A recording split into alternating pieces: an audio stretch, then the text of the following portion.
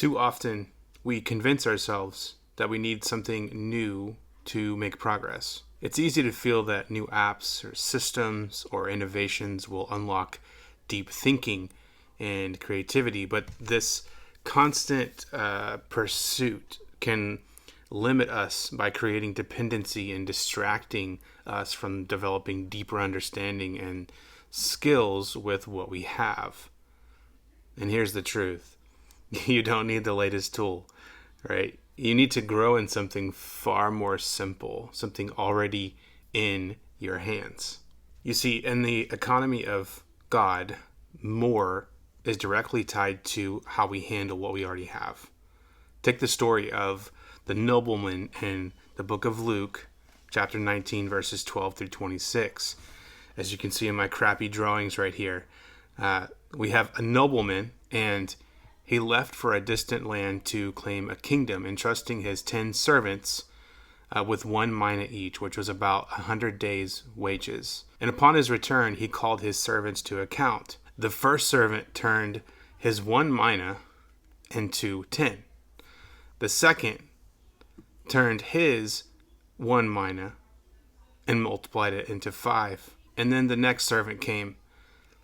Paralyzed by fear, he wrapped his mina in a handkerchief and buried it.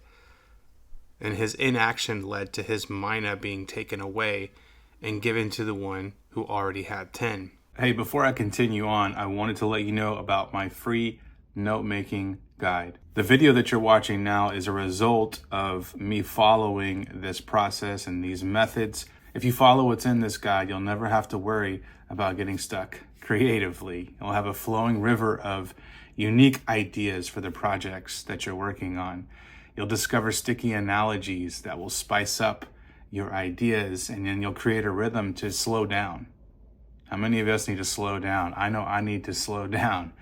And you'll have a rhythm to think deeply more often. So if you're interested in any of that, click the link in the description below. All right, let's keep going. And Jesus closes out this story with, I tell you that everyone who has, because he valued his gifts from God and has used them wisely, more will be given.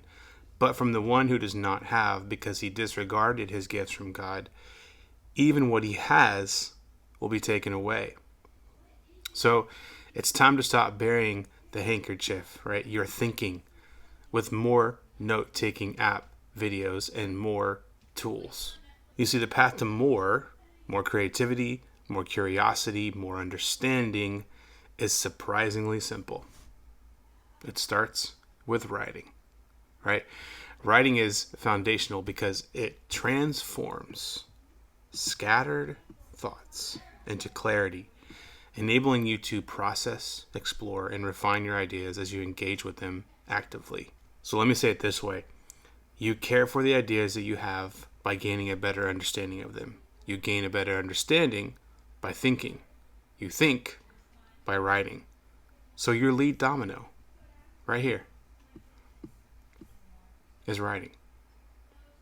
And when that's knocked over, all the other dominoes will fall. So let's talk about 3 practical ways to write more often. Number 1 is to go atomic. Set a timer for 2 minutes and write about 1 single idea. If at 2 minutes you don't have anything more to say, then you're done.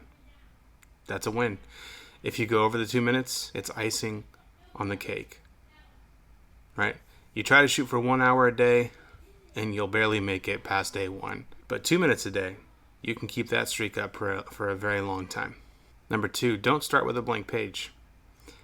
Add a quote at the top of the page and write what you think of that idea. These words will give you a starting point, right? It's a compass for your thoughts. A blank page communicates right about anything. So you want to narrow your focus to a single idea and write about that. Number 3, make a sketch of your thoughts. Your first draft isn't going to be what you share with others, right? And this is freeing. It's a sketch. Very rough and unorganized thoughts, and that's perfectly fine. At this stage, you're not polishing, you're sketching. We often want to start at the end, but where we should start is with a simple sketch. So for me, this often looks like a bulleted list of everything that I can think of. Like this video that you're watching right now started out like this. A bunch of bullet points, random thoughts, in a sketch format is what I call it. It's a sketch of my ideas. The temptation to chase new tools is real, right?